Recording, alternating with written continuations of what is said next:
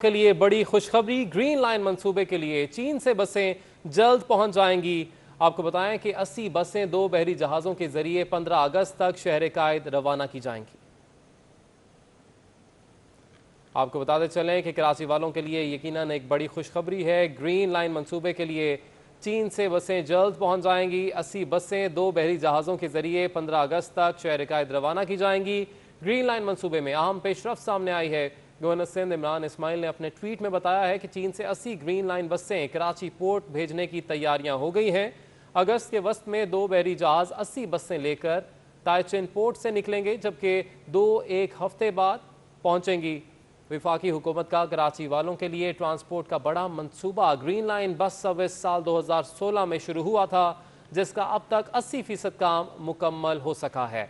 तो आपको बता रहे हैं, यकीनन कराची वालों के लिए एक अच्छी खबर है कि ग्रीन लाइन मंसूबे में अब पेशरफ्त सामने आ रही है।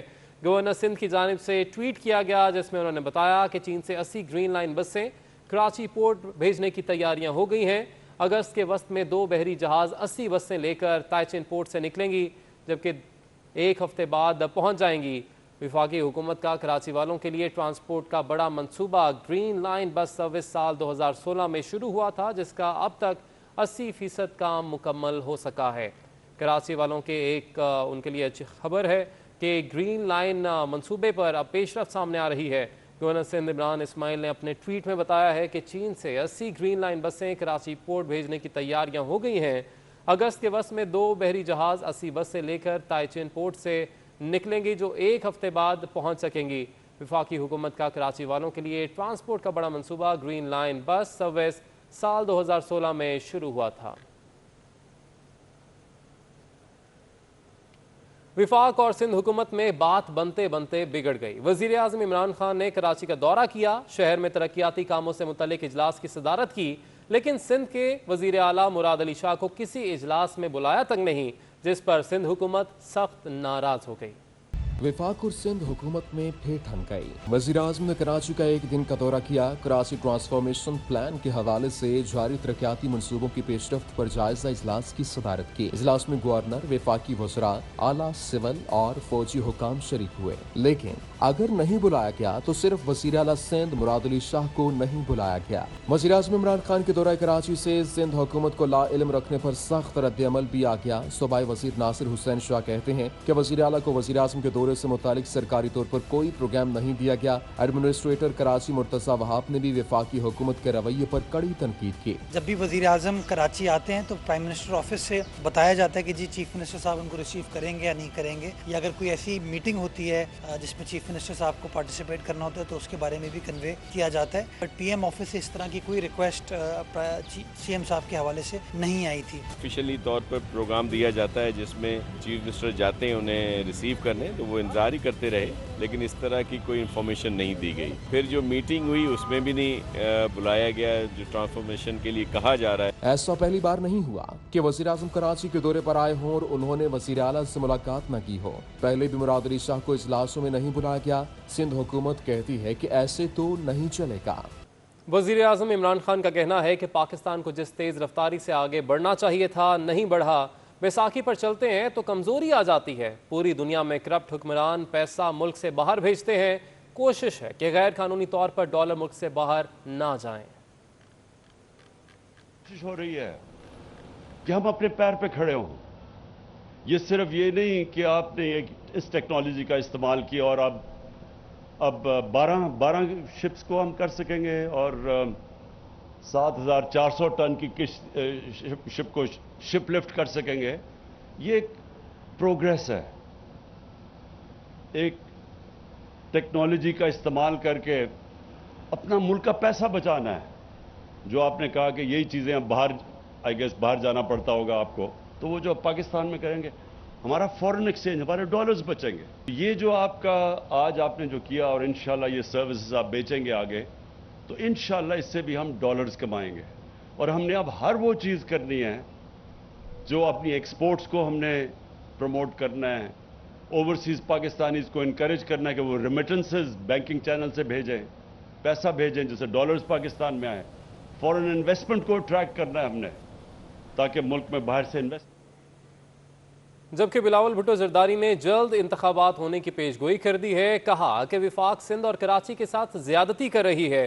पीडीएम जब तक पीपल्स पार्टी की पॉलिसी पर चल रही थी कामयाब थी। ऑपोजिशन जमातों को जाती मफाद के बजाय असूलों की सियासत करनी चाहिए। आने वाली हुकूमत पीपल्स पार्टी की होगी। बिलावल भुट्टो ने पीडीएम के कराची जलसे में शिरकत से भी इनकार कर दिया है। मजीद तफसीलात कराची से मोहम्मद कामरान की इस रिपोर्ट में। बिलावल भुट्टो ने अगली हुकूमत पीपल्स पार्टी की होने का दावा कर दिया। कराची में YMCA ग्राउंड की तज़ीन और आइश के बाद मीडिया से गुफ्तगू करते हुए पीपल्स पार्टी के चेयरमैन ने PTI हुकूमत को खूब आड़े हाथों लिया। कहा विफाकी हुकूमत सिर्फ कराची को तकलीफ दे सकती है। 1 साल गुजर गया, 1100 अरब में से 1 रुपया नहीं लगाया। 1.1 ट्रिलियन 1100 अरब रुपया वफाकी हुकूमत ने ऐलान किया।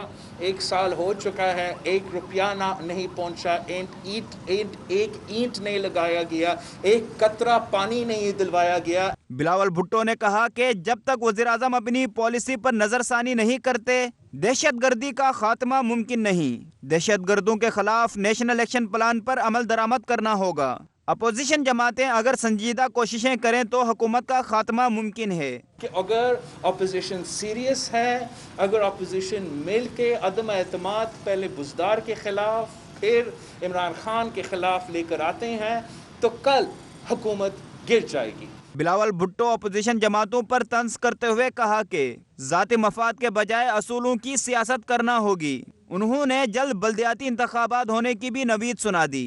जहाँ तक MQM की इस हुकूमत में कंट्रीब्यूशन है, मैं समझता हूँ कि इंशाअल्लाह ताला बल्दियाती इलेक्शंस जल्द आने वाले हैं और कराची के अवाम MQM को और PTI को ऐसे उस इलेक्शन में अपने वोट की ताकत से जवाब देंगे।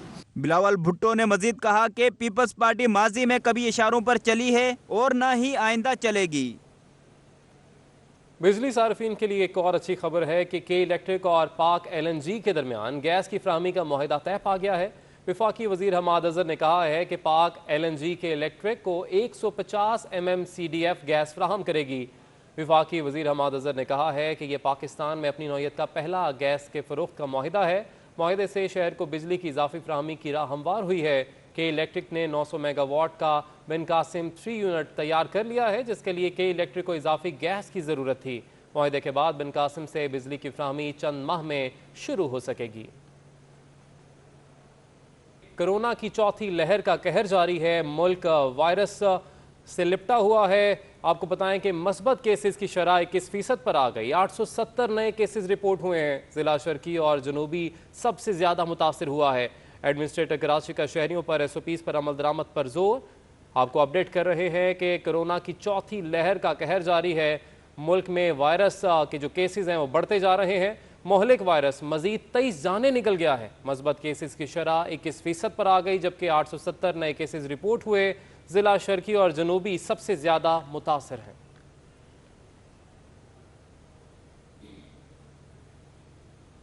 कोरोना वबा की रोकथाम के लिए PIA इंतजामिया के सख्त इक़दामात। कोरोना वैक्सीन ना लगवाने पर PIA के मुलाजमीन और अफसरान पर जुर्मानों के साथ महकमा जाती कार्रवाई भी की जाएगी। 13 अगस्त की डेडलाइन जारी कर दी गई। PIA के मुलाजमीन और अफसरान को कोरोना वैक्सीन लगाने के सख्त अहकाम जारी कर दिए गए हैं। कोरोना की चौथी खतरनाक लहर पर PIA इंतजामिया का सख्त फैसला। PIA इंतजामिया ने कोरोना वैक्सीन ना लगवाने पर मुलाजमीन और अफसरान पर जुर्माने का फैसला किया है। PIA इंतजामिया ने मुलाजमीन और अफसरान को कोरोना वैक्सीन लगाने के सख्त अहकाम भी जारी कर दिए हैं। PIA इंतजामिया ने हिदायत में कहा है कि मुलाजमीन फौरी वैक्सीन लगवाएं और साथ ही PIA इंतजामिया ने मुलाजमीन को 13 अगस्त तक मोहलत भी दे दी है। हिदायत के मुताबिक 13 अगस्त तक वैक्सीन ना लगवाने वाले स्टाफ पर यौमिया 300 रुपये जुर्माना आयद किया जाएगा और 13 अगस्त तक वैक्सीन ना लगवाने वाले अफसरान यौमिया 500 रुपये जुर्माना अदा करेंगे।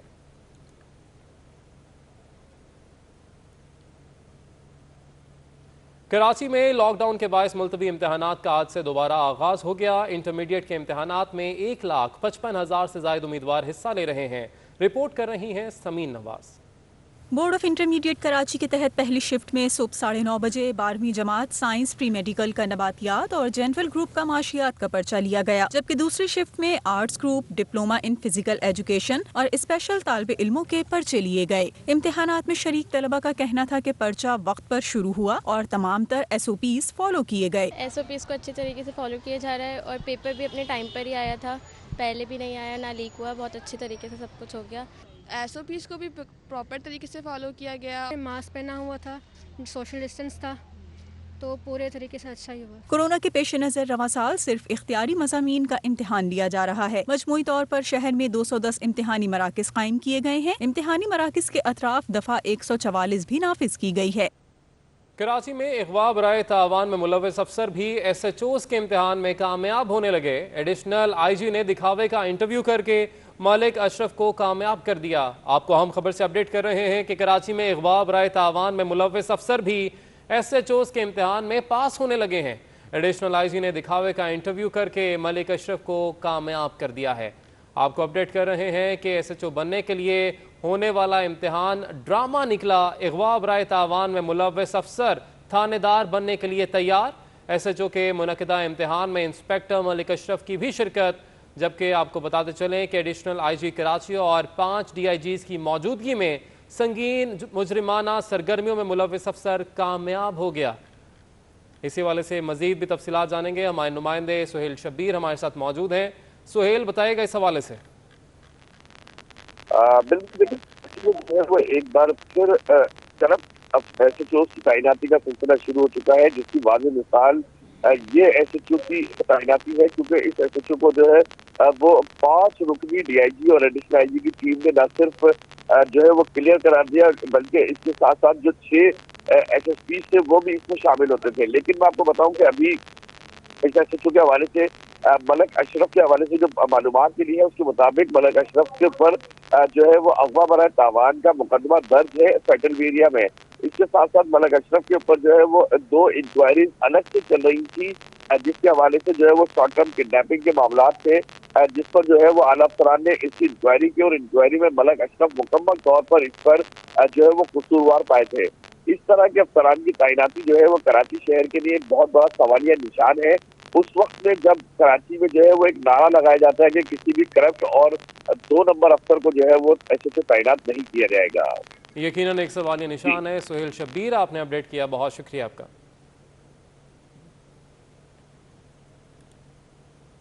कुछ दीगर खबरें शामिल करेंगे। आपको बताएं कि सिंध हाई कोर्ट ने बंस रोड फूड स्ट्रीट के खिलाफ मकीनों की दरख्वास्त पर दरख्वास्त गुजार के वकील से दरख्वास्त के काबिल समात होने पर दलाइल तलब कर लिए।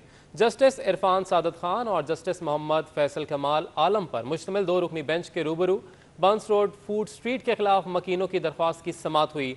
जस्टिस इरफान सादत खान ने मकीनों के वकील इरफान अजीज से मुकालमे में कहा कि जाएं लाहौर जाकर देखें, वहाँ 6 से 7 फूड स्ट्रीट्स हैं। जस्टिस इरफान सादत खान ने रिमार्क्स देते हुए कहा कि कराची में एक फूड स्ट्रीट है, उस पर भी एतराज़। परेशान हाल लोग अहले खाना के साथ खाना ही तो खाने आते हैं, क्या चाहते हैं लोगों से ये तफरीह भी छीन ली जाए। दरख्वास्त गुजार के वकील इरफान अजीज एडवोकेट ने मौक़िफ़ दिया कि फूड स्ट्रीट बनने से हमारी गलियां बंद कर दी गई हैं, शाम के औकात होते ही रास्ते बंद कर दिए जाते हैं, चाहते हैं कि हमारी गलियां रास्ते खोल दिए जाएं। अदालत ने रिमार्क्स दिए कि बाद नज़र में आपकी दरख्वास्त काबिल समात नहीं, आइंदा समात पर मुतमईन करें कि दरख्वास्त काबिल समात है। अदालत ने इरफान अजीज एडवोकेट से दरख्वास्त के काबिल समात होने पर दलाइल तलब कर लिया। सिंध हाईकोर्ट मुलाजमीन के लिए बड़ी खुशखबरी, जूनियर कंप्यूटर ऑपरेटर्स को ग्रेड 7 से 12 में तरक्की दे दी गई। जूनियर हार्डवेयर नेटवर्क टेक्नीशियन को भी ग्रेड 7 से 12 में तरक्की दे दी गई है। सिंध हाईकोर्ट मुलाजमीन की मुलाजमतों में तरक्की की मंजूरी chief justice Sindh high court justice Ahmed Ali M Sheikh ने दी। रजिस्ट्रार सिंध हाईकोर्ट अब्दुल रज़ाक ने मुलाजमीन की तरक्की का नोटिफिकेशन जारी कर दिया है। नोटिफिकेशन का इतलाक कराची प्रिंसिपल सखर, हैदराबाद लाड़काना डिस्ट्रिक्ट पर भी होगा।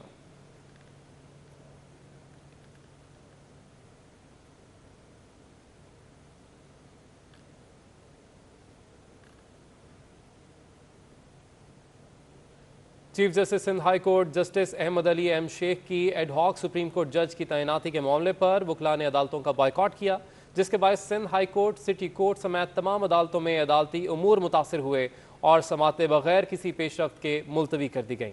सिंध हाईकोर्ट बार एसोसिएशन और कराची बार एसोसिएशन की जानिब से आज अदालतों में हड़ताल की गई। सिंध हाईकोर्ट बार एसोसिएशन ने मुकम्मल अदालती बॉयकॉट किया। वकला क़यादत मरकजी इमारत के बाहर खड़े रहे, जबकि वकला साइलिन समेत किसी को अदालतों में जाने की इजाज़त नहीं दी गई।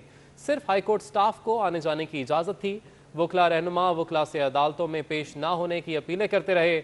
Sindh bar council Karachi bar association ने भी ज़िली अदालतों में आज हड़ताल की। वकला की हड़ताल के बायस आज मुकदमात की समाअत ना हो सकी। वकला ने ज़िला मलीर की अदालतें भी बंद करा दी। साइलिन को हाता अदालत से बाहर निकाल दिया। मलीर कोर्ट्स में भी अदालती उमूर ठप हो गए।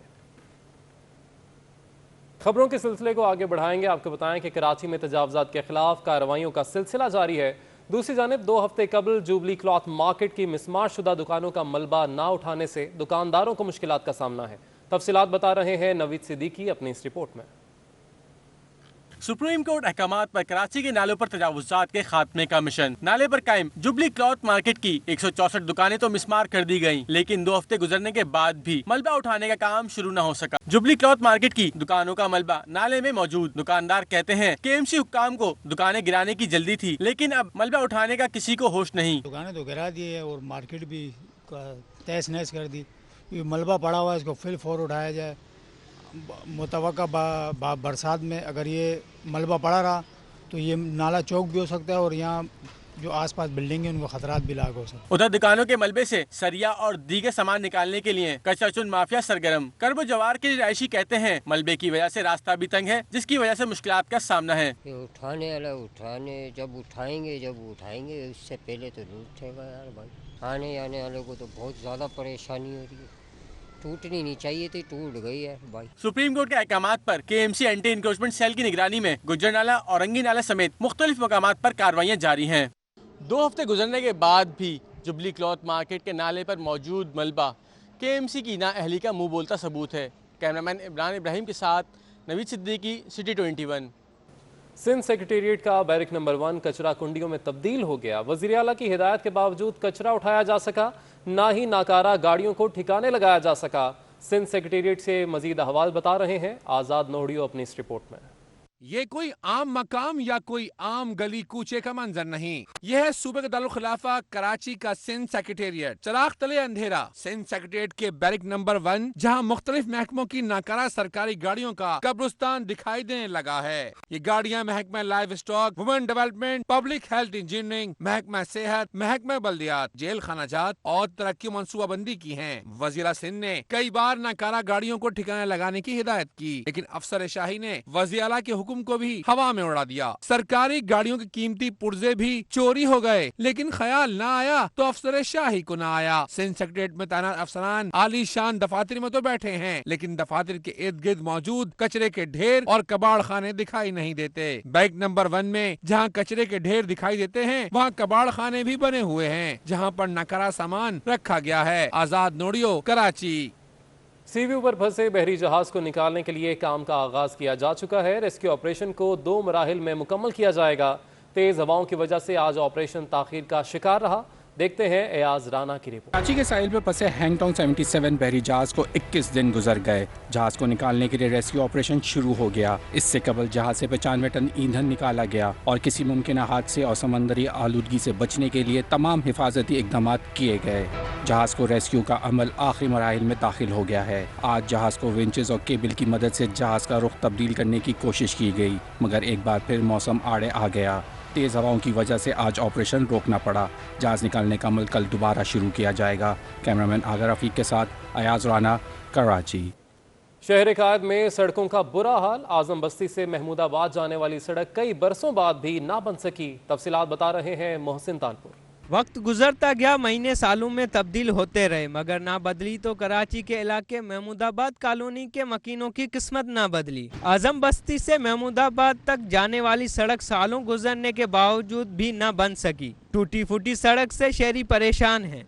पानी है ही नहीं, जब पानी होगा तो आपको पूरा भरा हुआ नजर आएगा। गाड़ी क्या, बंदा भी नहीं गुजर सकती। सामने जगह से अब हम लोग 5 से 10 मिनट लगे गुजर के आने में। ट्रैफिक भी जाम होता है, आज दिन गाड़ियाँ भी खराब होती हैं, एक्सीडेंट भी होते हैं इसी ट्रैफिक की, इसी रूट तोड़ने की वजह से। शहरियों का कहना है कि सड़क पर मौजूद गटर उबलने की वजह से मजीद सफर मुश्किल हो गया है, जबकि सड़क पर लगी गैस लाइन भी टूटने का खदशा है। सीवरेज का पानी है और यहाँ से 3-4 जगह से ऐसी जगह है ना जहाँ से गैस उबल रहा है, पानी है उसमें, गटर लेन का भी पानी है, रात को लेन की भी प्रॉब्लम है, लाइन का पानी खुलता है तो आधे से ज़्यादा वो पानी आता है, पूरा रोडों पे भर जाता है पानी, ठीक है। उसके बावजूद गैस की शॉर्टिंग भी है, पानी के अंदर 2-3 जगह से गैस लीकेज हो रही है।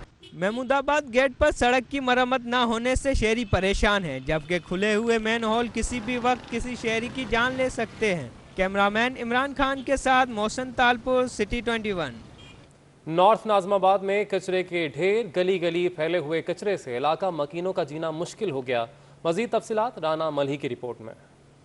जगह जगह कचरा, गंदगी और ताफुन, ये मनाजिर है नॉर्थ नाजमाबाद के ब्लॉक H और N की मरकजी शाहराह के। नॉर्थ नाजमाबाद की ऐसी कोई गली नहीं जहां कचरे के ढेर लगे हुए ना हो। जगह जगह रोड पर फैले कचरे से इलाके में ताफुन फैल रही है, जो मुख्तलिफ बीमारियों का मौजब बन सकती है। इलाका मकीनों का कहना है कि कचरे की वजह से इलाके में रहना मुश्किल हो गया है। कचरा फैलाया हुआ है, जो लोगों की तबीयत खराब हो रही है, लोगों का गुजरना मुश्किल हो रहा है, लोगों की सेहत इसीलिए ख़राब हो रही है ताकि ये हर जगह पर, एक यहाँ पर नहीं है, हर जगह पर कचरा कुंडी बनी हुई है जिसकी सफाई अपनी मर्जी से की जा रही है। काफ़ी दिन से यहाँ मैं अक्सर गुजरता हूँ, रहता हूँ यहाँ बहुत टाइम से, तो यहाँ कचरा ही नज़र आता है हमेशा। या तो एक जगह पे कहीं कचरा स्टैंड हो, वहाँ कचरा जमा होना चाहिए, कोई तरीक़ेकार से टाइम टेबल पे उठना चाहिए। नहीं है वो निज़ाम नहीं है, गैर जिम्मेदारी बहुत है जो जिनकी ड्यूटियां लगी हुई हैं ये वो। कचरे की वजह से मुसाफिर भी मुश्किलात से दो चार हैं। शहरियों का कहना है कि इंतजामिया को जल्द नोटिस लेकर कचरे साफ करवाएं। कैमरामैन इब्राहिम खान के हमरा, राना माली, सिटी 21। सिंध काबीना ने नैब से रिकवर की गई रकम वापस मांग ली। सूबाई काबीना चेयरमैन नैब को पैसों के वापसी के लिए खत लिखेगी। काबीना ने KMC से 29 एकड़ स्लॉटर हाउस की ज़मीन वापस ले ली, जबकि वज़ीर आला ने दौरान ड्यूटी इंतकाल कर जाने वाले मुलाजमीन की तनख्वाह रिटायरमेंट की उम्र तक जारी रखने के लिए तरीक़ाकार बनाने पर भी जोर दिया है। इक़्तिदार अनवर की रिपोर्ट देखिए।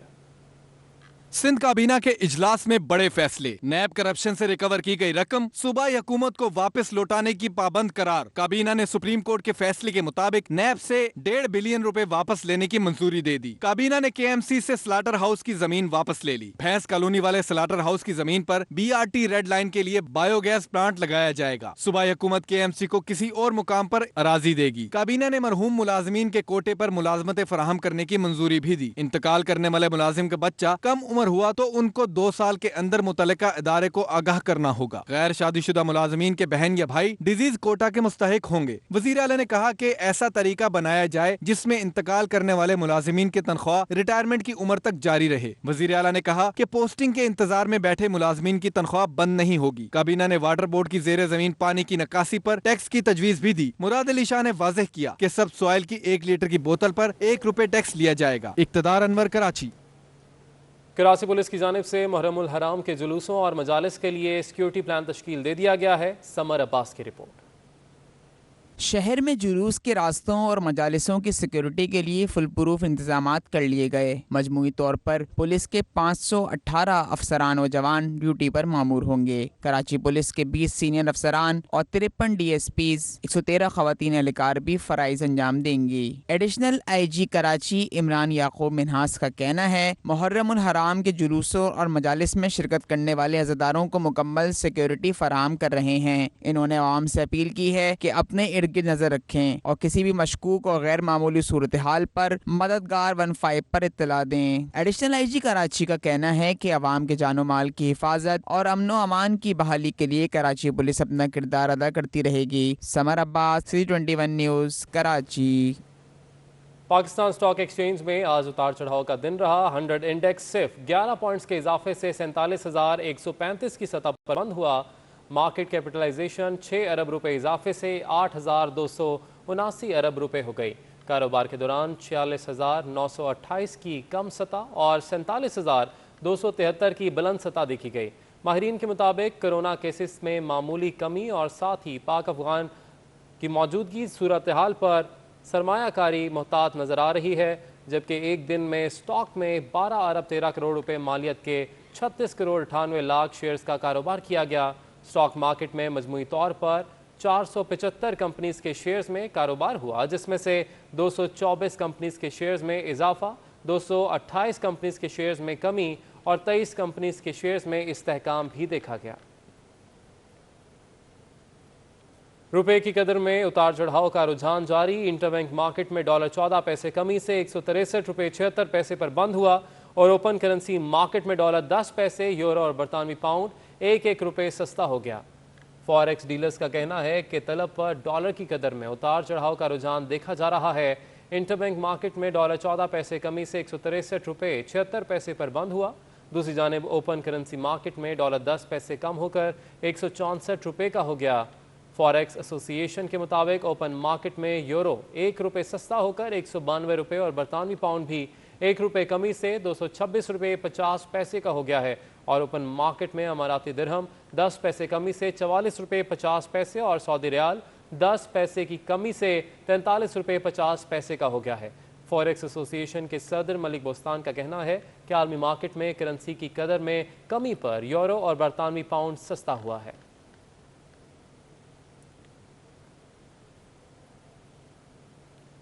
आर्ट्स काउंसिल ऑफ पाकिस्तान में 13 अगस्त की शब जश्न आज़ादी के हवाले से महफिल मुशायरा मुनक्किद होगा, जिसमें नामवर शोरा शिरकत करेंगे। तफसीलात बता रहे हैं वाजिद रजा अस्फहानी।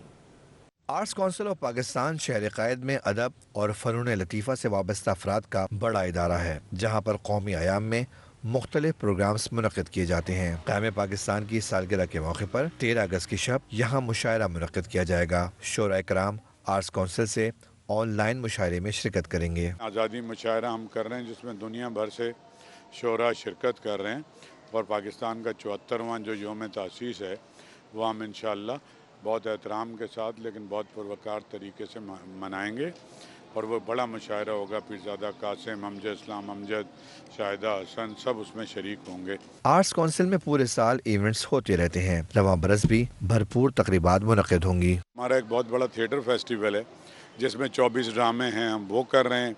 हमारा म्यूज़िक फेस्टिवल है, हम वो कर रहे हैं। फिर 18 नवंबर से आलमी उर्दू कॉन्फ्रेंस प्लान हुई है। तो बहुत सारे ऐसे इवेंट हैं। फिर हम और भी कौमी सकाफ़ती कॉन्फ्रेंस भी कर रहे हैं। तो एक भरपूर फिर हमने एक जो गवर्नमेंट ऑफ पाकिस्तान और आर्ट्स काउंसिल मिल के national award for film, TV and music कर रहे हैं। आर्ट्स काउंसिल में होने वाली तकरीबात में 8000 से ज़ायद मेंबरान के अलावा शहर क़ायद के लाखों अफराद भी शिरकत करते हैं। अहम खबरें आपने जानी। न्यूज़ स्टूडियो से फिल वक्त इतना ही।